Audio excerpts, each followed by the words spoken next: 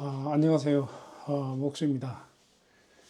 저희는 현재 지금 여기는 오사카, 오사카, 어제 그 인천에서 오사카로 왔습니다. 여기는 지금 오사카 저 에어비앤비 숙소가 되겠습니다. 위치는 그 오사카에서 제일 이제 중심가가 남바역이죠. 그 남바역에서 위치는 두 정거장 앞입니다. 그 저희 덴카사야, 덴사카야? 덴카사야일 겁니다. 덴카사야 역인데 역 바로 옆에 근처에 이제 에어비앤비 숙소를 잡았습니다. 그 숙소 형태는 그 일본은 주택이 크게 이제 세 종류라고 알고 있습니다. 첫 번째는 이제 단독주택이고요. 전체 인구의 뭐 대다수가 단독주택에 살고 있고, 두 번째는 이제 저층형 아파트, 뭐 우리나라 빌라에서 저층 아파트 정도 생각하시면 될 것 같습니다. 저층 아파트 뭐 한 3층에서 한 10층 정도 사이 그 저층 아파트이고, 그다음에 세 번째는 이제 우리나라 아파트처럼 수십 층의 저층 아파트를 일본은 맨션이라 그런다 그러더라고요. 맨션이라 그러고, 이제 우리나라 아파트처럼 고층 아파트 뭐 20층, 30층 높이는 타워 맨션이라 그런다고 하네요. 그러니까 주택, 주택과 저층 아파트인 맨션, 그 다음에 고층 아파트인 타워 맨션이 세 가지 종류인데, 타워 맨션은 뭐 일반인이 살기에는 울트라 럭셔리라서 일반인이 못 산다고 얘기를 들었습니다. 그 저희 숙소는 이제 저층 맨션에 속합니다. 그 맨션이라고 봐야 되겠죠. 맨션을 봐야 되고, 제가 이제 평수를 재봤는데 되게 작습니다. 5평 정도밖에 안 돼요. 4평도. 5평이면은 저희 집 안방 정도 사이즈입니다. 그런데 신기한 게 뭐 나중에 따로 다른 영상에서 말씀드리겠습니다. 제가 원래 답답한 거는 죽어도 못 참습니다. 제가 답답한 데 있으면 제가 미쳐버릴 성격인데, 어느 정도냐면은 집사람하고 여행 다니면 대부분 90평대 이상 숙소에 묵습니다. 그런데 5평인데 전혀 답답하지 않아요. 그 이유는 뭐 나중에 말씀드리겠습니다. 그만큼 괜찮습니다. 굉장히 깨끗하고 편리하고 전혀 답답하지 않아요. 자, 지금 영상을 제가 켰는 이유는 그 이제 오사카 여행을 제가 이제 유튜브에 올리고 싶은데, 그 제가 굉장히 아시다시피 제가 게으르지 않습니까? 뭐 목수 그러면 대표적인 상징은 게으름이죠. 그런데 그 영상 귀찮아서 찍기도 귀찮고 편집도 못 하겠더라고요. 그래서 가급적 정보 위주로 일단 오늘은 올릴까 합니다. 뭐 첫 번째 영상은 이제 한국의 집에서 출발해서 숙소까지 오는 과정인데, 그 오는 과정을 영상으로 올리는 것도 재밌겠지만은 실제로 저희가 7년 만에 지금 해외여행을 합니다. 7년 만에. 왜 그러냐면 2017년도 12월에 호주 시드니 가서 1월에 왔죠. 그게 마지막 여행이 되어버렸어요. 왜냐하면은 그 원래 다녀와가지고 그 다음에 2018년도에 베트남으로 이제 가려고 여름에 예약을 하던 중에 코로나가 터졌습니다. 그리고는 못 갔습니다. 못 가고, 코로나가 생각해보니 거의 한 5년 걸렸더라고요. 그 이후에는 또 집사람 건강에 문제가 생겨가지고 수술을 몇 번 받았습니다. 두 번인가 받았고, 또 그 이후에는 제 건강에 문제가 생겨서 또 제가 수술 받았습니다. 그리고 정신 차리니까 지금이에요. 그러다 보니까 영부해가지고 한 7년 만에 여행을 가는 건데, 이번에 이제 여행을 와보니까 7년이, 10년이면 강산도 변하는데 7년이면 강산이 70% 변한 거죠. 근데 이번에 이제 와보니까 맞더라고요. 그래가지고 굉장히 좀 당황스럽습니다. 그 변한 게 너무 많아가지고 방법에 있어서. 그래서 이제 제가 이 영상을 올리면은 시청자분들이 좀 편리하실 것 같아가지고 추천은 오랜만에 해외여행 가시는 분들은. 그래서 정보 영상을 이번에는 좀 말씀드려볼까 합니다. 자, 그러면은 이제 출발에서부터 시작해가지고 어제까지 쭉 과정에서 이제 필요한 정보 영상을 제가 좀 말씀 몇 가지 드릴게요. 첫 번째는 공항버스입니다. 저희 집은 광교 갤러리아 백화점 앞에 있어요. 그래서 전에는 그냥 그 공항버스를 이제 갤러리아 백화점 앞에서 타도 되고 광교 중앙역 앞에서 타고 그냥 탔던 걸로 기억이 나는데, 이번에는 보니까 예약을 해야 되더라고요. 예약을 안 해도 현지에서 탈 수는 있을 것 같아요. 그런데 문제는 뭐냐면은 버스가 만석이에요. 만석이다 보니까 만약 예약을 안 하면은 좌석이 없어서 버스를 못 탈 것 같아요. 공항버스를.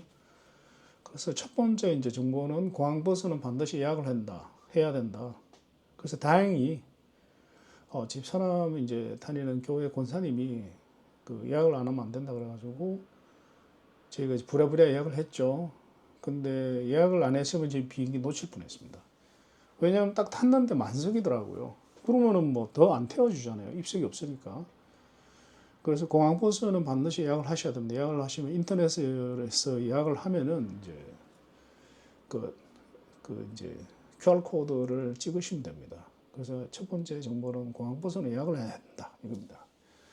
자, 그 다음에 이제 공항까지 왔습니다. 왔는데 오면은 이제 그 체크인 방법이 몇 가지가 있잖아요. 뭐 첫 번째는 그냥 창구에서 체크인하는 방법이 있고, 두 번째는 키오스크 체크인, 세 번째는 이제 집에서 인터넷으로 앱으로 이제 체크인하는 이 세 가지 방법이 있는데, 그 집에서 이제 인터넷으로 체크인하는 거는 큰 소용이 없는 것 같아요. 왜냐하면 이제 짐 때문에. 그래서 이제 저희는 어떻게 했냐면 키오스크 체크인을 했습니다. 키오스크로 체크인을 하고, 이제 이게 중요한 거는 수화물이죠. 이제 화물이 비행기 탈 때 이제 가지고 갈 수 있는 짐이 위탁 수화물 이제 그 맡기는 거죠. 창구에서 체크인할 때, 보딩 패스 받을 때. 그거는 보통 이제 항공사마다 다른데 대부분 요즘은 보니까 15kg인 것 같아요. 요즘은 점점 이렇게 내려갑니다. 옛날에 이제 젊었을 때는 30kg인가 이랬었어요. 최고 기록이 제가 98kg까지 간 적도 있어요. 돈 한 푼도 안 내고. 요즘으로는 상상할 수가 없죠. 그래서 그 짐을 꾸리실 때는 이제 여행이 단촐하면은 뭐 기내 가방 하나만 있으면 되겠지만은, 여행이 뭐 2박 3일 이름 모르지만 여행이 일주일이든, 저희는 이제 보통 장기 여행을 하는데 이번에도 보름인데, 여행이 길어지면은 다시 말해서 일주일 이상 되면은 가방 한 개 가지고는 너무 불편해요. 그리고 짐도 안 들어가고. 그래서 적절한 거는 제가 봐서는 이제 두 개 같습니다. 하나는 이제 위탁 수화물 가방. 그 트렁크가 보면은 보통 이제 사이즈가 보통 세 가지예요. 세 가지인데 이제 기내용이 하나가 있고 작은 거죠. 그 다음에 이제 화물용이 보통 두 가지가 있습니다. 화물용이 24인치 하나, 28인치 하나. 28인치는 굉장히 큽니다. 그거는 뭐 이민 가방이라고 얘기를 하죠. 그래서 보통 보면 20인치, 24인치, 28인치 이렇게 이제 20인치가 기내용이고, 24인치가 위탁 수화물용인데, 위탁 수화물 중에서는 너무 크지 않은 게 적당한 사이즈가 24인치입니다. 그 다음에 이제 28인치를 쓰는 사람들, 그건 굉장히 커요, 그거는. 그런데 제 생각에는 이제 세 개는 이제 힘들어요. 보통 이제 두 개가 적절한데, 왜냐하면 어차피 항공 티켓이 그 위탁 수화물 한 개, 기내 가방 한 개, 두 개밖에 보통 허용을 안 해요. 허용을 안 하기 때문에 이제 위탁 수화물용 하나, 그 기내 가방 하나, 이 두 개가 제일 편리한 이제 최적의 컨비네이션인데, 그런데 이제 그 위탁 수화물용으로는 이민 가방처럼 너무 큰 거는 별로 안 좋습니다. 왜냐하면 그게 운반하기도 너무 불편하고 되게 힘들어요. 힘들고, 그리고 이제 커봤자 소용이 없는 게 무게가 오버됩니다. 무게가. 그래서 24인치가 위탁 수화물은 제일 적절합니다. 제일 적절하고, 그 결론적으로 얘기하면은 이제 기내용 20인치 하나, 그 다음에 위탁 수화물용 중에서 작은 거, 중간 거죠. 중간 거 24인치 하나, 이 두 가지가 제일 적당합니다. 제일 적당하고. 그리고 형태가 이제 이렇게 라운드형은 안 좋습니다. 형태가 가급적이면은 직육면체가 좋고, 이제 굴곡이 없는 거, 스트라이프 굴곡이 이런 거 없는 게 좋습니다. 왜냐면 그게 짐이 많이 들어가요. 라운드형은 짐이 적게 들어갑니다. 굴곡이 있으면은 그 굴곡만큼 짐이 적게 들어가요. 그래서 최근에 나오는 가방은 거의 직육면체예요. 그래서 그게 짐 차이가 나거든요. 그리고 운반할 때도 차이 나고, 그 어디 뭐 여행지에서 이제 집어 넣으면은 라운드형은 이쁘긴 한데 공간은 많이 차지하는데 짐이 많이 안 들어가요. 그래서 그 캐리어 가방은 24인치 수화물용 하나, 20인치 기내용 하나, 이 정도가 적당합니다. 그리고 기내용 가방을 가지고 와도 작은 배낭이나 이런 거는 또 허용이 됩니다. 허용이 되기 때문에 뭐 그 정도로 가져가시는 게 좋습니다. 그리고 이제 복장은 뭐 잘들 아시겠지만은 계절에 따라 다르지만은 이제 위에 자켓으로 이렇게 방수되는 게 완전 방수는 아닌데 생활 방수되는 자켓을 하나 가지는 게 좋습니다. 그 바람막이 겸 방수 겸. 그러면은 큰 비가 아니면은 부슬비 정도는 그냥 우산 안 써도 됩니다. 그 정도면 좋고. 그리고 이제 자켓은 호주머니가 많은 게 좋죠. 그래서 자, 이제 짐을 다 꾸리는데 짐이 이제 그 사이즈가 한계, 수화물용 사이즈도 제한이 있습니다. 뭐 항수마다 틀리는데 가로 세로 이제 높이의 총합이 보통 205cm 미만이어야 됩니다. 근데 기내용 같은 경우는 총합이 115cm 미만이어야 되고요. 근데 이거는 뭐 큰 걱정 안 해도 됩니다. 왜냐하면 이제 가방을 캐리어를 구입할 때 뭐 보통 기내용, 위탁용 이렇게 사이즈가 딱 정해져서 나오니까. 그 짐을 꾸리실 때는 이제 무게 제한이 있습니다.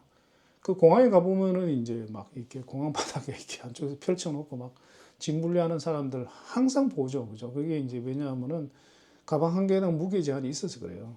그래서 만약에 그 도착했는데 짐이 이제 오버차지 됐다, 웨이트가 오버됐다 이러면 방법은 그 짐을 버리든지 그 자리에서 뭐 쓰레기통 버리든지 아니면 이제 가져간다면 이제 오버차지를 물어야 되는데 굉장히 비쌉니다. 굉장히 비싸기 때문에 그 웬만한 그 짐값보다 더 비싸요.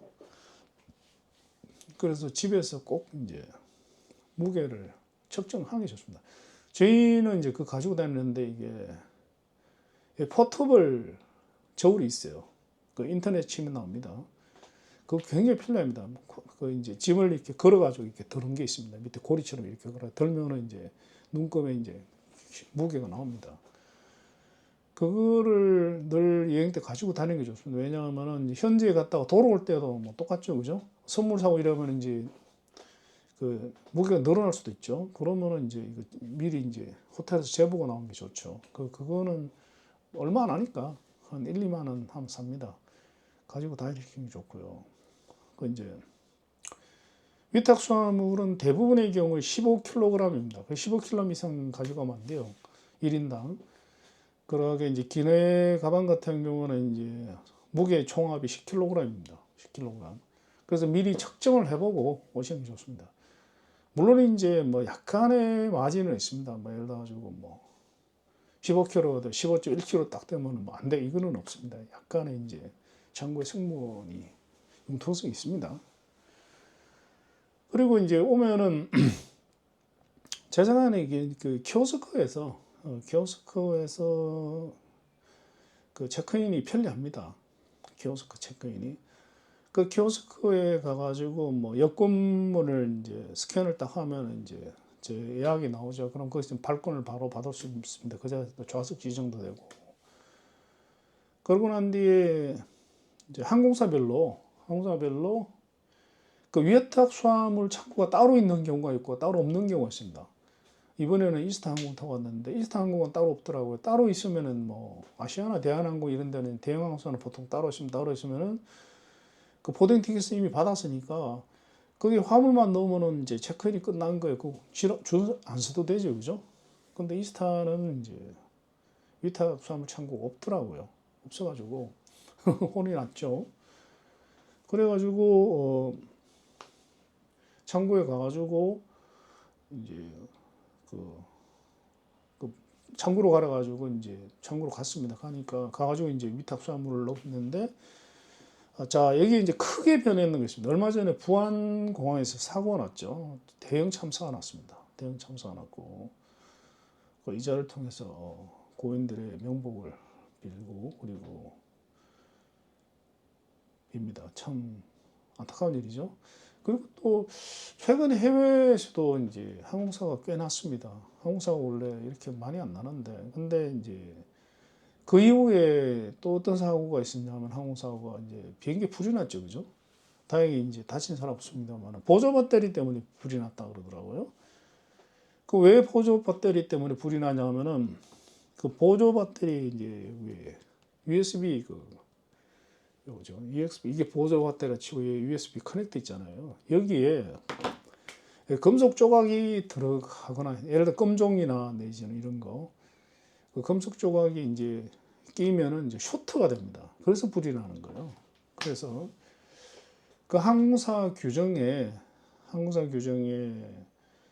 그 배터리 개수 제한이 있습니다. 일단은 보통 이제 100mAh인데 100mAh면 굉장히 큽니다.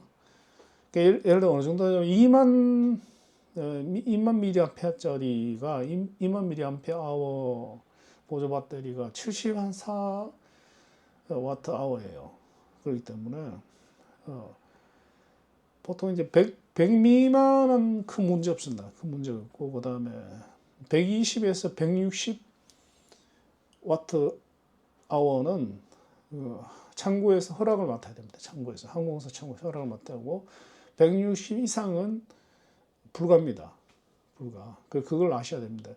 어떤 경우에 이제 그런 경우가 생기냐면 이제 그 드론 가지고 다니시는 분들, 드론 촬영을 하시는 분들은 이제 따로 이제 파워뱅크라고 하죠. 파워뱅크를 가지고 다니시는 경우가 있습니다. 그때 파워뱅크 용량을 체크하셔야 됩니다. 그래서 50 Wh 정도를 가지고 가시고 창구에서 허락을 맡아야 되죠. 120에서 160 사이에는 허락을 맡아야 됩니다. 이렇게 하시면 될 것 같고요. 일반인들은 보통 100Wh 아래쪽이기 때문에 문제가 없습니다. 그리고 이제 저희가 어제 굉장히 이제 참 짐 준비하면서 짐 꾸리면서 이제 스트레스 받은 게 뭐냐면은 항공사 규정에 보조 배터리 개수가 5개, 1인당 5개로 제약된다 그러길래 제가 이해를 잘못했었어요. 그래서 모든 배터리의 총합이 그게 뭐 휴대폰이나 뭐 노트북이나 다 배터리 들었잖아요. 그다음에 마우스도 이제 배터리 들었고 컴퓨터. 그게 순 줄 알고 그 5개 맞춘다고 힘들었는데 못 맞췄죠. 그래서 양해를 구해야 되겠다고 하고 이제 창고에 갔더니만 카운트 되는 건 5개 미만인가 보조 배터리입니다. 그게 충전용, 휴대폰 같은 거 충전할 때 쓰는 충전용 보조 배터리 이외에는 해당 사항이 없습니다.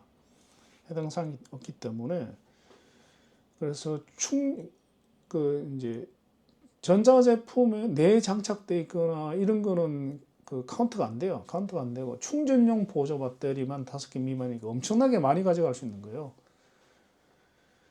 그래서 저희는 뭐 보조 배터리 한 개밖에 없었으니까 이제 아무 룰을 하면서 통과를 했습니다. 통과를 했고 그래서 이제 요즘 이제 짐 꾸릴 때 보조 배터리 개수 제한이 제일 이제 스트레스 많이 받는데 그 걱정 안 하셔도 됩니다. 그 보조 배터리만 카운트 된다는 거. 요것도 굉장히 중요한 정보더라고요. 그거 이제 하고. 자, 그래서 이제 키오스크에서 체크인 하시고, 그 다음에 위탁수함을 맡기고 이제 들어가면 되는 거죠. 들어가면 되고. 그리고 이제 비행기를 타고 뭐 다 했죠. 다 했는데, 그 다음에 이제 입국할 때, 일본에 입국을 할 때, 우리나라는 입국 심사를 뭐 저희가 외국인 입장에서 제가 입국 심사를 해본 적이 없어서 잘 모르겠습니다만 우리나라는 그래도 입국 심사를 되게 빨리 해주는 것 같아요. 해주는 것 같은데 대부분의 국가가 입국 심사가 빠르지가 않습니다. 빠르지가 않고 그 굉장히 이제 엄격하게 해요. 일본도 굉장히 엄격하게 하더라고. 어느 정도냐면 어제 이제 줄이 이제 수십 개 이제 섰는데 수십 줄 섰는데 외국인 전용 저희 줄에 한 20명 남짓 이게 줄 서 있었는데 한 2시간 걸렸어요. 와 미치는 줄 알았습니다. 굉장히 느린 거죠. 그래서 왜 이렇게 느린가 해서 이제 봤더니 이유가 있더라고. 이유가 있는 게 이제 원래는 이렇지 않습니까? 그 입국 심사 이제 입국 카드를 비행기 내에서 작성을 하지 않습니까? 뭐 위험물 가진 거 있습니까? 뭐 주소가 어딥니까? 플라이트 넘버 있게 그 작성을 하는 쪽지를 기내에서 원래 나눠주고 그 기내에서 다 작성을 하고 오는데 이상하게 이번에는 기내에서 안 주더라고요. 안 주면서 스튜디오스 아가씨한테 물어보니까 그냥 내리면 공항에 있다 그러더라고. 그래가지고 뭐 그래가 내렸죠. 내려가 보니까 이제 어제 왜 그렇게 2시간이 걸렸냐면은 그 이상하게 왜 그러는지 모르겠어요. 왜 그런지 모르겠는데 그걸 내려가지고 이제 다들 그 작성을 했는 비행기도 있고 안 했는 비행기도 있어가지고 어떤 비행기는 이제 작성을 하고 왔더라고. 근데 우리 비행기는 작성을 안 했어요. 그러다 보니까 꽤 많은 사람들이 그 입국 심사 창구 거기서 작성을 하는 거예요. 그 입국 심사 하시는 이제 공무원분이 뭐 까탈스럽고 애를 먹이는 게 아니라 작성 안 했으니까 그 자리에서라도 작성해야 될 거 아닙니까? 그 1인당 그러니까 그게 한 5분, 10분 넘게 걸리니까. 뭐 그게 이제 첫 번째이고 두 번째 이유는 또 하나가 이제 있는데 이것도 이제 정보입니다. 일본의 뭐 오사카만 그런지 뭐 다른 데도 그렇겠죠. 그죠? 인터내셔널 이제 국제공항을 통해서 해외에서 오는 경우에는 그 지문, 손가락 2개 지문을 찍고 사진 얼굴 촬영을 합니다. 얼굴 촬영을. 그거를 하는데 그거를 보면은 이제 입국 심사대에 줄 서기 전에 그거를 이제 촬영을 하는 게 좋습니다. 그 촬영하는 데가 있거든요. 거기 직원도 있어요. 거기서 촬영을 하고 가면은 입국 심사대에서 이제 촬영할 필요가 없죠. 왜냐하면 이미 지문하고 이제 얼굴이 올라왔으니까. 그러니까 저하고 집사람 같은 경우는 촬영을 하고 갔거든요. 그러다 보니까 되게 빨리 통과됐어요. 아마 저희 뒷줄에는 되게 좋아했을 것 같아요. 그런데 또 꽤 많은 사람들이 촬영 안 하고 왔어요. 그러다 보니 그것도 촬영하는 게 또 잘 안 돼요. 왜냐하면 지문이 뭐 삑살이 나고 또 얼굴이 또 뭐 안경을 벗어야 되고 어쩌고 그것도 뭐 운 나쁘면 뭐 촬영하는데 10분 이상 걸리거든요. 하여튼 뭐 그런 일이 있었습니다. 그래서 좀 빨리 통과하시고 싶으면은 그 지문 촬영을 하시고 그 다음에 그 입국 카드를 적으셔야 됩니다. 적으시고 나오시면은 빨리 통과가 됩니다. 뭐 나 혼자 뭐 내 앞에 사람이 또 그 오래 걸리면 뭐 제가 빨리 한다고 답은 없겠지만 하여튼 뭐 그런 것도 하나의 정보라면 정보입니다. 그 다음에 이제 나왔습니다. 나와가지고 이제 짐을 찾고 근데 이제 일본이 친절하기로 유명하죠. 유명해가지고 그러다 보니까 이제 입국 심사에 워낙 한 2시간 걸렸으니까 야 이거 짐이 이거 오해되나 걱정되죠. 근데 그거 정말 친절 고맙더라고요. 딱 나가니까 이제 저희 짐은 벌써 나왔겠죠. 직원 2명이 저희 짐을 가지고 있더라고요. 저희 짐을. 이제 일본 진짜 친절해요. 가지고 있으면서 그래가지고 제가 이제 이게 내 짐이라고 딱 얘기하는 거 신분 확인하고는 가져가라 그러더라고요. 너무 친절하더라고요. 왜냐하면은 짐이 1시간, 2시간 동안 계속 있었으면 누가 가져가 버려도 가져가 볼 수 있잖아요. 그죠? 그래서 그런 부분은 되게 감사하더라고요. 그리고 이제 짐을 가지고 이제 나오면 이제 이제 문제가 될 세관을 통과를 해야 되죠. 그죠? 세관을 통과해야 되는데 그때는 보통 이제 그 뭡니까? 그 텍스 프리 다시 말해서 신고할 게 없는 디클레이션 할 게 없는 사람과 있는 사람으로 나뉘잖아요. 대부분 뭐 디클레이션 할 게 없죠, 그죠? 그러면은 그 앞에 그걸 작성하는 데가 있어요. 거기에서 카드를 이제 테이블이 있어요. 거기서 작성을 하시고 그걸 제출하고 이제 그 텍스 프리로 나가시면 돼요. 옛날에는 이게 요즘 저가 항공이라서 그런 것 같아요. 이제 그 뭐냐면은 이제 그 입국 심사 카드하고 원래는 이제 세관 그 카드 2개를 원래는 옛날에는 줬죠. 근데 요즘은 이제 그 주는 것도 일이다, 그죠? 지는 일이니까 저가 항공이라서 안 주는 것 같아요. 그 카드 두 개를 작성을 하셔야 됩니다. 안 그러면은 또 이게 그 때문에 또 시간 걸려요. 자, 그래가지고 나왔습니다. 나왔고, 그 다음에 이제 또 그 변했는 게 또 있어요. 또. 예, 오늘은 정보가 많습니다. 그 일본 오랜만에 가시는 분들이 유용할 겁니다. 저희는 그랬습니다. 어제 개고생했습니다. 어제 밤 10시 집에 들어왔어요. 그리고 또 하나가 뭐냐면 이제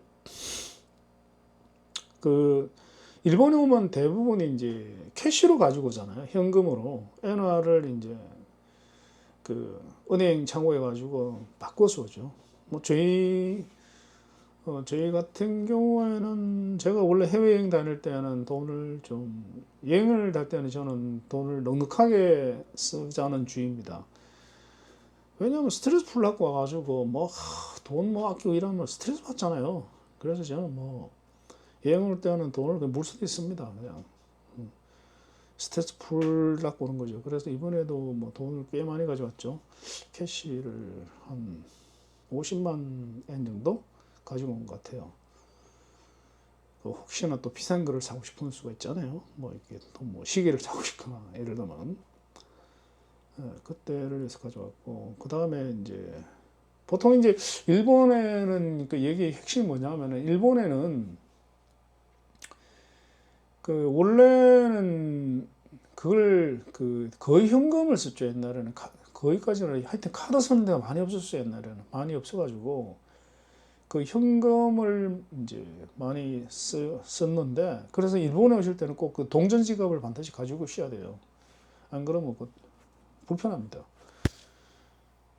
그런데 이번에 이제 바뀌었는 게 저희는 이제 4월 저희가 4월 중순에 돌아갑니다. 4월 중순에 돌아가는데 4월 9일 날인가 중순까지는 아니네. 4월에 돌아가는데 5월 달에 오사카에 이제 엑스포가 있습니다. 엑스포가 국제 엑스포가 있기 때문에 신용카드를 일본이 잘 안 썼는데 엑스포 때문에 이제 외국에서 엄청나게 몇백만 명의 관광객이 오기 때문에 이번에 그 오사카에서 이제 작심을 하고 최근 몇 년 동안 신용카드 사용을 엄청나게 권장했다 그러더라고요. 그래 많이 퍼졌답니다. 실제로 퍼진 것 같아요. 퍼진 것 같은데. 그래서 이제 신용카드를 이제 쓰는데 이제 이번에 이제 좋은 꿀팁이 하나 발견됐습니다. 집사람이 찾아낸 거예요. 어떻게 하냐면은 그 신용카드를 가지고 이제 해외에서 결제를 하면은 좀 손해입니다. 손해. 왜냐하면 환전이라는 과정이 있죠, 그죠? 이제 신용카드 수수료, 해외 결제 수수료 들어가죠. 그 다음에 환전이 있죠. 이러다 보니까 이제 상당히 많이 손해를 봅니다. 손해를 보는데 그래서 이제 보통 이제 캐시로 아예 바꾸는 경우가 많죠. 근데 또 캐시 가지고 다니면 불편하죠. 근데 이제 저희 주거래은행은 우리은행입니다. 우리은행. 근데 다른 은행에도 있을 것 같아요. 그 우리은행에서는 이제 위비 트래블 외환 예금이라는 그 여행자 전용 예금 통장이 있어요. 그 통장을 먼저 일단은 개설을 했습니다.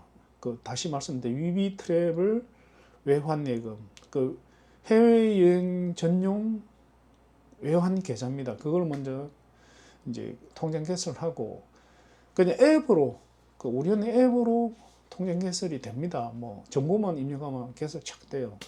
착 되고 거기에는 이제 뭐 그 외환일 되죠. 그다음에 이제 두 번째는 뭐냐면은 그 위비 트래블 외환 계정에서 다시 또 위비 트래블 체크 카드라는 걸 신청을 할 수가 있어요. 체크 카드를 이 플라스틱 진짜 카드입니다. 그거를 이제 신청을 하면은 위비 트래블 외환 예금 계좌에 연계돼 가지고 체크 카드가 만들어집니다. 만들어지면은 두 장을 만들 수가 있어요. 하나는 이제 본인용이고 또 하나는 가족용입니다. 그러면은 제 위비 트래블 외환 계좌에 제 카드 하나, 그 다음에 집 사는 카드 하나 연계된 카드를 두 개를 만들 수가 있어요. 두 개를 만들 수 있고 그 다음에 이제 그래가지고 그러면 이제 카드가 오잖아요. 제 거는 본인 거는 빨리 옵니다. 한 이틀 만에 왔던 것 같아요. 그리고 이제 가족용은 아마 그게 보안이나 이런 것 때문에 그런 것 같은데 한 보름 정도 걸린 것 같아요. 그리고 저 체크카드를 만드실 때는 반드시 교통 항목에 교통카드 겸용으로 하시는 게 좋아요. 그러면 교통카드로 쓸 수가 있거든요. 그래가지고 이제 카드를 만들고 그 다음에 뭘 해야 되냐 하면은 그 다음에 이제 자동 환전 기능을 액티베이션 시켜야 돼, 활성화해야 돼요. 그게 무슨 기능이냐면은 그거를 활성화해 놓으면은 이제 제 카드 그 카드에 위비 트래블 카드에 이 좀 복잡합니다. 복잡한데 우리은행에 제 통장이 있을 겁니까? 근데 그 위비 트래블 외환예금 계좌가 또 일반 원화 계좌하고 연동이 되게끔 돼 있어요. 내가 원래 가지고 있던 우리은행의 한국 국내 화폐 원화 계좌에 연계해 가지고 외환 트래블 예금 계좌를 만드셔야 되고, 그 다음에 그거에 연계해 가지고 카드를 만드시는 거예요. 그 위비 트래블 체크 카드를. 그러면은 왜 되느냐? 체크 카드를 외국에서 쓰면은 위비 트래블 예금 계좌에서 이제 돈이 빠져나갈 거 아닙니까? 체크 카드니까 바로 빠져나가거든요. 빠져나가는데, 그런데 여기에 돈이 없어도 우리은행의 원화 계좌에서 자동 환전이 돼요. 자동 환전이 수수료가 없는가 그럴 겁니다, 아마. 그리고 이제 환율도 되게 좋아요. 그래서 일단은 이제 두 가지 필요한 점이 있죠. 외국에서 이제 체크카드를 그냥 현금처럼 쓰면 된다는 거. 그다음에 두 번째는 뭐냐면 따로 환전을 할 필요가 없어요. 원화 계좌에서 자동으로 빠져나갑니다. 자동 환전에서 자동으로 빠져나. 이거 굉장히 편리해요, 이게. 그래가지고 그거를 이제 집사람하고 제하고 만들어서 왔는데 그 카드를 이제 저희는 이제 삼성 갤럭시를 쓰는데 삼성 월렛에 또 넣을 수 있어요. 월렛에다가 삼성 월렛에다가 위비 트래블 체크 카드를 넣을 수가 있습니다. 넣어가지고 이거 가지고 이제 그 플라스틱 카드 대신 이거 스마트폰 가지고 이게 긁어도 되고. 그런데 외국 같은 경우는 이게 또 안 되는 데가 있고 되는 데가 있어요. 그 NFC가 되는 매장이 있고 안 되는 매장이 있기 때문에 플라스틱 카드도 반드시 가지고 다니셔야 돼요. 그래가지고 그 물건을 사고 결제를 할 때 일단은 스마트폰으로 삼성 월렛으로 삼성페이죠. 긁어보고 안 되면 플라스틱 카드로 결제를 하셔야 돼요. 다 되는 거 아닙니다, 절대. 그래서 가지고 다니. 그리고 또 하나 이제 굉장히 중요한 게 있습니다. 중요한 게 있는데 이번에 저희도 큰일 날 뻔했습니다. 큰일 날 뻔했는데 해외에 나오실 때는 해외에 나오실 때는 반드시 조심해야 되는 게 현금을 어느 정도는 넉넉하게 가지고 오든지 아니면은 현금 인출할 수 있는 카드를 반드시 가지고 나오셔야 돼요. 근데 현금 인출이 되는 카드가 있고 안 되는 카드가 있거든요. 그리고 되는 데가 있고 안 되는 데가 있어요.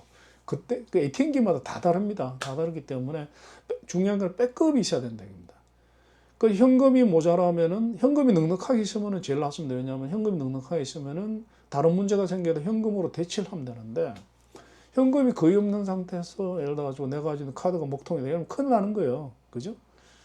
그래서 또 신용카드를 가지고 쓸 때는 저희는 두 개를 가지고 갔거든요. 원래 이제 저나 집사람이 쓰는 이제 삼성카드가 인터내셔널용이에요.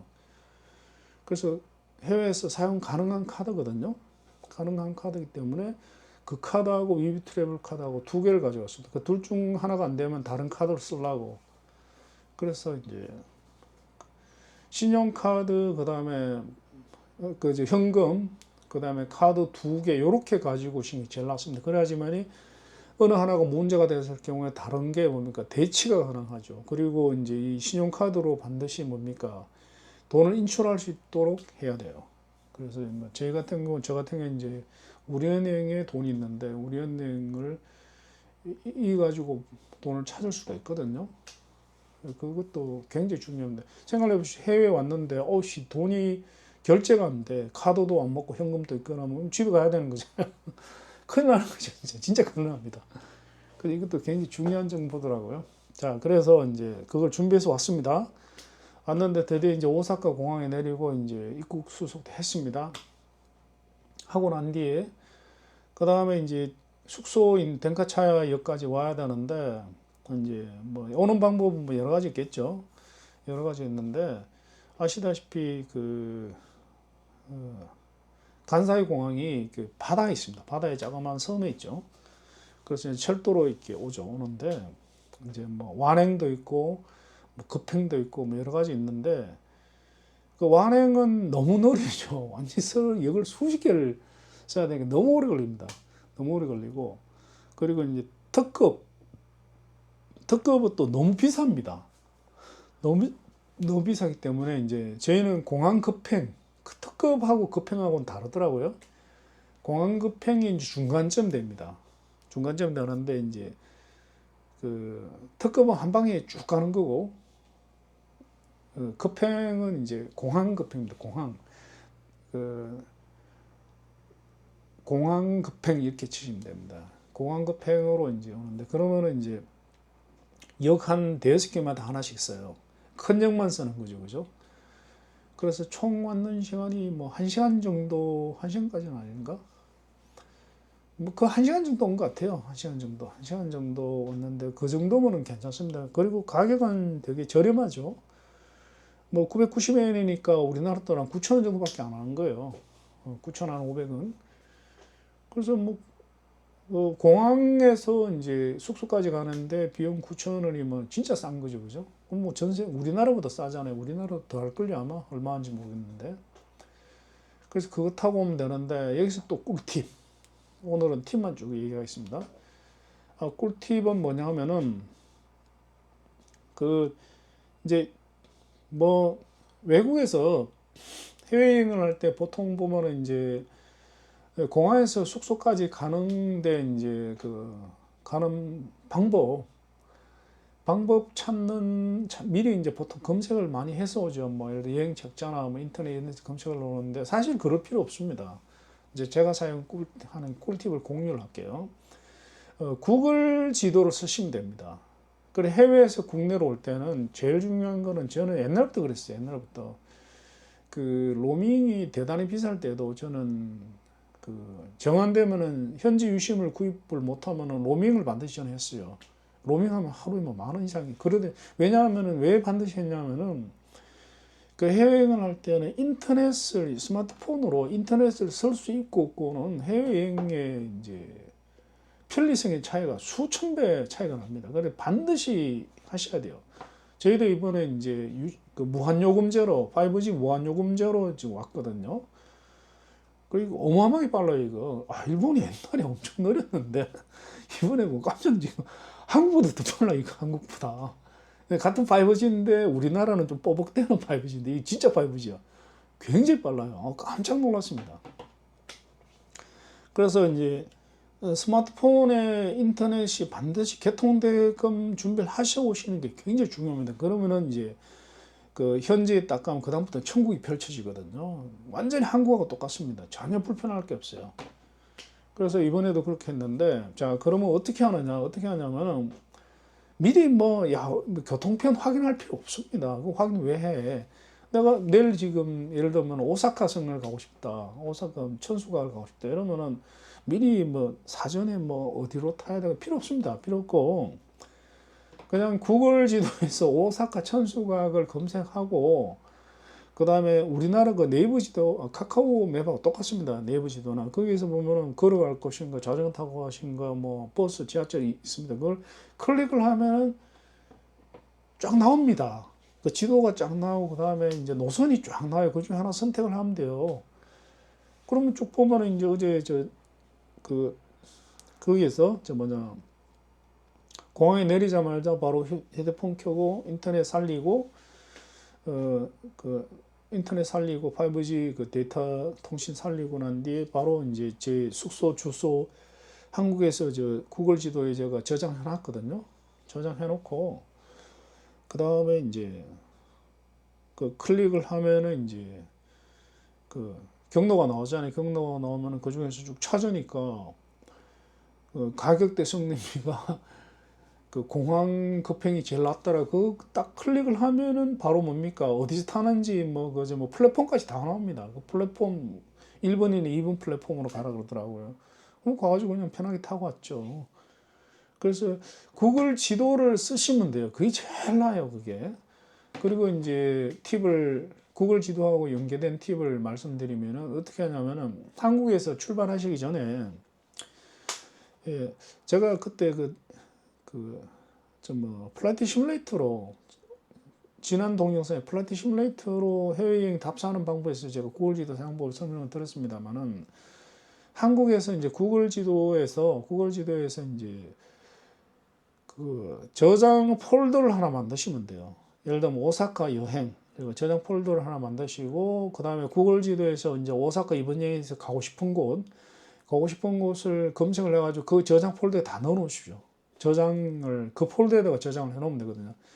그 위치 저장을 할 때 이제 그 폴더를 만들어서 저장할 수가 있어요. 구글 지도에 그런 기능이 있습니다. 그러면 폴더를 만드시고 거기에다가 미리 다 퍼담아 놔요. 퍼담아 놓고는 이제 현지에 가서 이제 그다음부터는 그거 하나만 가지고 여행을 하시면 돼요. 그러면은 뭐 버스를 타시든 뭐 지하철을 타시든 아니면 걸어서 가든 뭐 자전거를 타든 그걸로 그냥 클릭을 하고 길 찾기 하면은 이제 쫙 나오거든요. 그러면은 카카오 앱으로 한국에서 돌아다니는 거 똑같이 할 수가 있습니다. 그렇게 해 놓으시면 됩니다. 뭐 저 같은 경우는 어떻게 하냐면 여행 책자 하나 사가지고 이번에 2권 사왔죠. 사가지고 그 여행 책자에서 이제 쭉 보면서 안내가 나오면 그중에서 우리가 집사람하고 저하고 가고 싶은데 그런 데를 그 폴더에다가 제 폴더에다 쫙 저장해 놨어요. 저장해 놓고 이제 그러면 이제 준비 끝인 거예요. 그다음부터는 구글 지도 가지고 가면 됩니다. 얼마나 편해요. 자, 그리고 난 사이 이제 공항에서 이제 그 공항 급행 지하철을 타고 이제 왔죠, 여기에. 왔는 denka차야역에 내렸습니다. 내렸는데 이제 짐이 이제 큰 트렁크 하나, 그 다음에 2명이니까 그 이제 위탁 수화물용 이제 큰 트렁크 하나, 그 다음에 기내용 2개였거든요. 2개였는데 그걸 가지고 오는데 그 확실히 우리나라가 편해요. 우리나라가. 그 지하철역이 3층에서 내리는데 1층으로 와야 될 거 아닙니까? 2개층을 내려오는 젠장 엘리베이터 딱 한 개 있는 거예요. 근데 그 엘리베이터는 1층으로 내려가지도 않네. 혼났습니다. 가지고 내려가지고 이제 쭉 왔는데 뭐 저희 역에서 denka차역에서 이 숙소까지 한 100m 정도밖에 안 돼요. 바로 코앞이에요. 그 끌고 와가지고 집에 오니까 이제 숙소들 완전 녹초가 됐죠. 근데 속초가 너무 마음에 드네요. 깨끗하고 뭐 좁지만 불편한 게 됐어요. 그렇게 크게 답답하지도 않고 그리고 지금 오사카가 이게 시내인데 그 남바처럼 완전 중심가는 아니에요. 중심가를 살짝 벗어난 그래도 시내인데 공기가 너무 좋아요. 공기가 너무 좋고 저도 비염이 살짝 있는데 지금 코가 뻥 뚫려가지고 너무 기분이 좋습니다. 그리고 이제 마지막으로 이제 그 유심칩을 말씀드릴게요. 유심칩을 해외여행에서 제 개인적인 생각입니다. 제 개인적인 생각은 해외여행에서 통신 스마트폰 데이터 통신을 개설하는 거는 굉장히 저는 중요하다고 생각합니다. 여행의 질이 진짜 달라지는데 이제 방법이 3가지가 있죠. 3가지가 있습니다.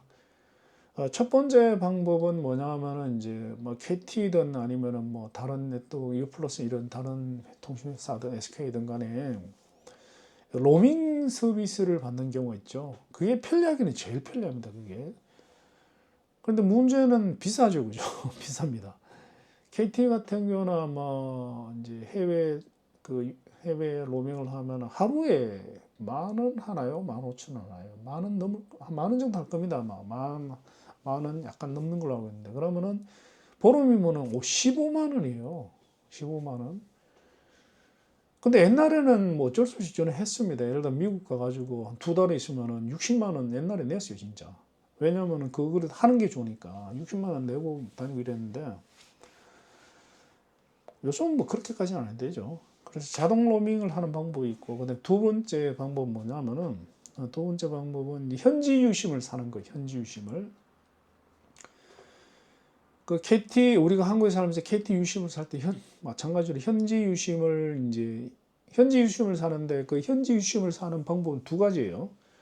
두 가지. 그래가지고 이제 총 세 가지라고 말씀드린 이유가, 한국에서 자기가 쓰는 통신사 해외 로밍을 하는 방법이 하나, 두 번째는 현지 유심을 한국에서 사는 방법 하나, 세 번째는 현지 유심을 현지에서 사는 방법 하나.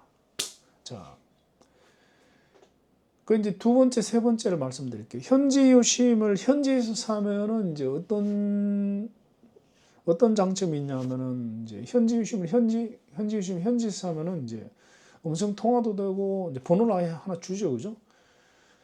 물론 이제 현지 유심 중에서도 데이터 유심만 되는 경우도 있지만, 뭐 많은 경우에 이제 데이터 번호는 이제 통화도 되고 하니까, 그래서 이제 음성과 문자 통화를 이제 원활하게 할 수 있고, 그다음에 별도의 뭐 세팅이 필요 없죠. 그 한국 유심 꺼내고 현지 유심 끼우면 되죠. 근데 그때 이제 조심해야 되는 게 있죠. 조심해야 되는 게 있는 게 뭐냐면은, 뭐 카카오톡 이런 거를 이제 미리 잘 설정을 해 놓으셔야 됩니다. 왜냐하면 해외에서도 써야 되니까. 왜냐하면 카카오톡은 번호 기반 인증이기 때문에, 그거는 이제 인터넷에 이제 잘 나와 있는데 어떻게 처리를 하는지 그걸 해 놓으셔야 됩니다. 해 놓으셔야 되고, 그리고 현지 유심이 이제 단점이 뭐냐면은, 이제 아무래도 이제 국내에서 사는 것보다 좀 비쌉니다. 비싸죠. 특히 공항은 더 비싸죠. 그다음에 그래서 이제 제일 많이 쓰는 방법, 이번에 저도 그랬습니다만, 한국에서 현지 유심을 사오는 게 제일 편리합니다. 한국에서.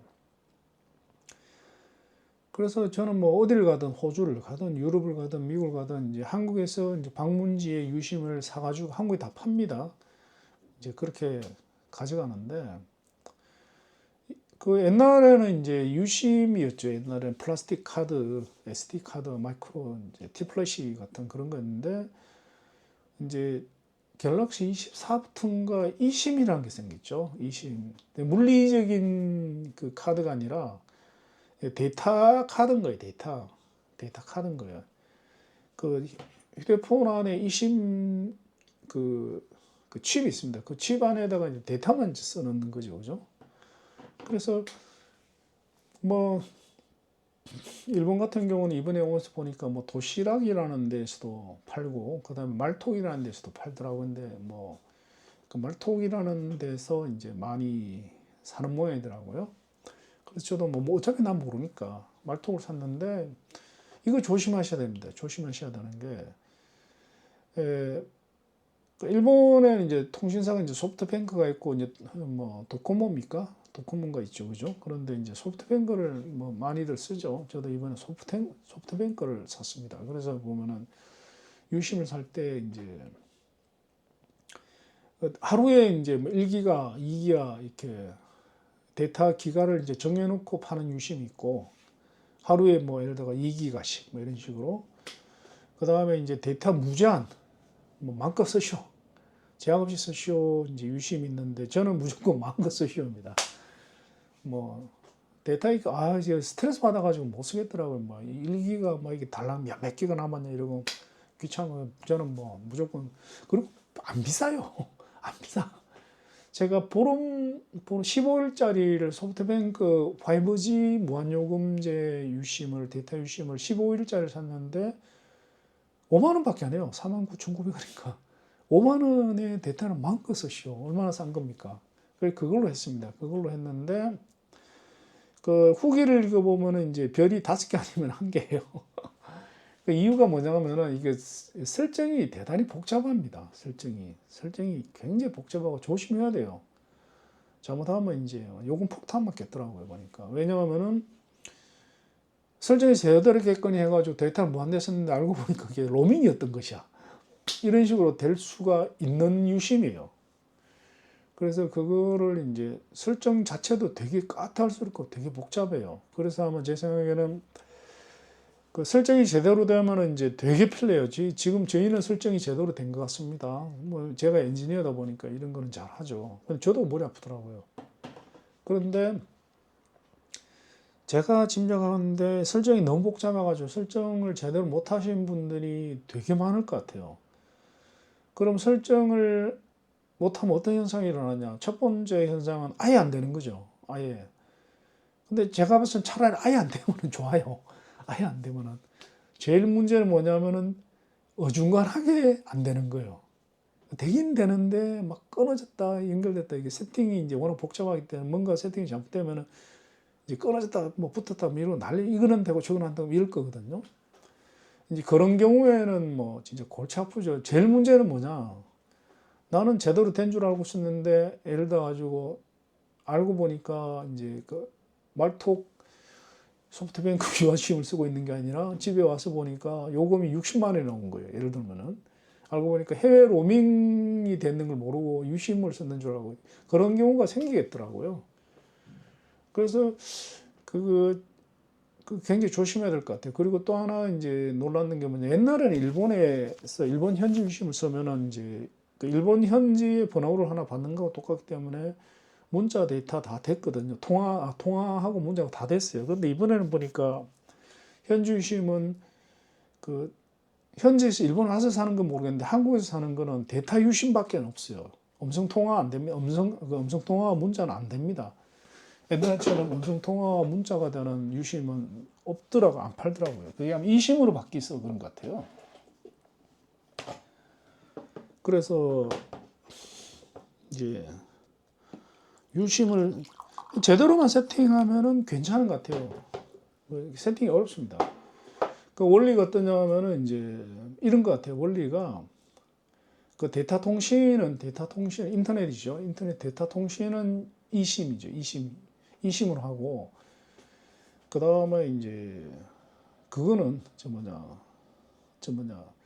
문자하고 음성 통신은 말톡이라는 소프트웨어로 이제 에뮬레이션을 해주는 것 같아요. 제가 만약에 한국에 있는 것처럼 그렇게 인터넷으로 이제 중계해 주는 거죠. 그런 식으로 구성이 되는 것 같아요. 그래서 어쨌건 세팅이 까탈스러워 그렇지 데이터는 엄청나게 빠르고 5G니까 우리나라 5G는 가짜 5G인 거 다 아시죠? 그 가짜인 걸로 알고 있어요. 아시죠? 그러면 안 되겠다. 뭐 그래서 뉴스에 나오고 있잖아요. 그래서 하여튼 그 일본 여행을 오실 때는 그 이심을 미리 구입을 해가지고 이제 세팅하는 방법을 숙지를 하고 오셔야 됩니다.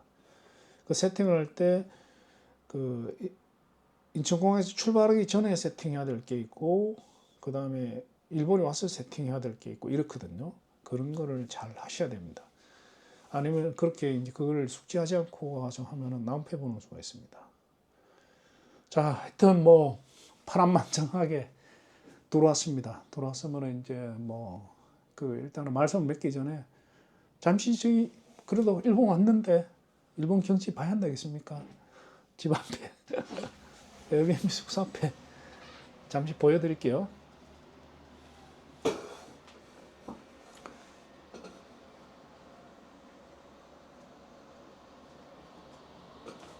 자, 여기는 텐카차가야 역 바로 근처입니다. 근처고 요 앞에 저기가 대형마트예요. 대형마트고 뭐 초밥집도 보이고 뭐 이거 일본 특유의 꼬릿한 냄새가 납니다. 괜찮은 것 같아요, 숙소가. 시끄럽네. 문을 일단 닫을게요.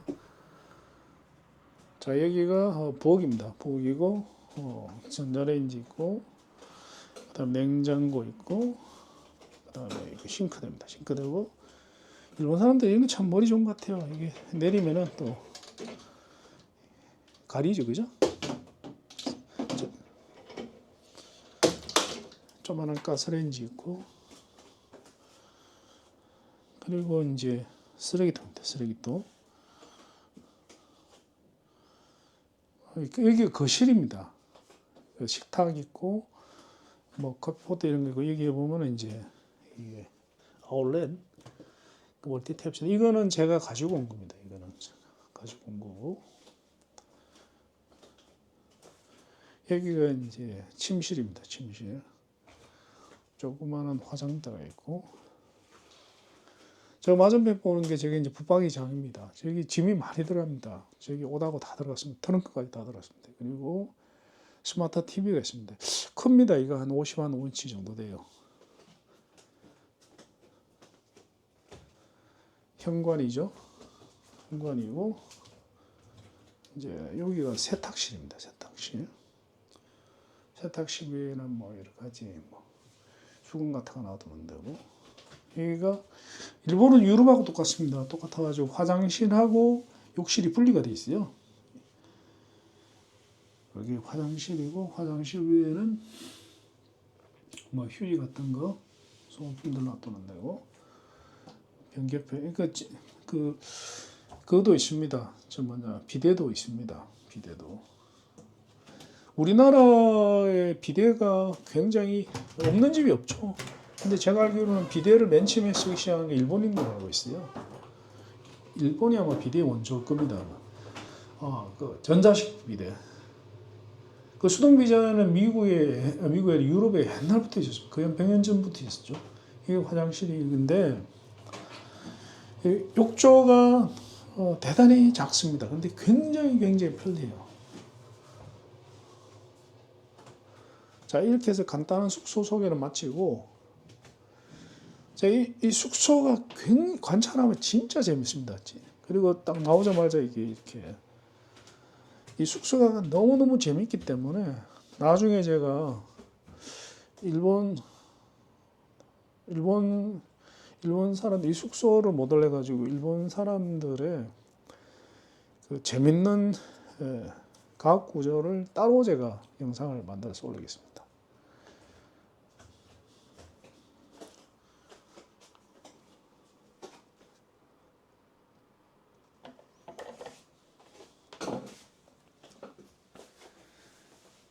자, 이렇게 해서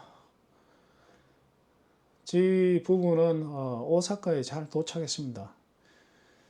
어제 3월 26일 날 도착을 했고요. 저희가 귀국은 보름 15일 후인 4월 9일 날 하도록 하겠습니다. 그래서 이번에는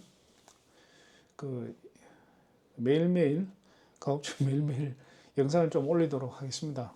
매일매일 그날 뭐 했는지. 그런데 제가 워낙 게으르고 또 저는 미리 준비하는 게 굉장히 싫어합니다. 게으르기 때문에 편집을 가급적 최소화하겠습니다. 그래서 거의 컷 편집만 해가지고 좀 상당히 좀 산만할 겁니다. 동영상이 컷 편집만 이제 미니멈으로 해가지고 오디오나 이런 거 뭐 오디오 이런 거 편집 안 하겠습니다. 안 하고, 그리고 또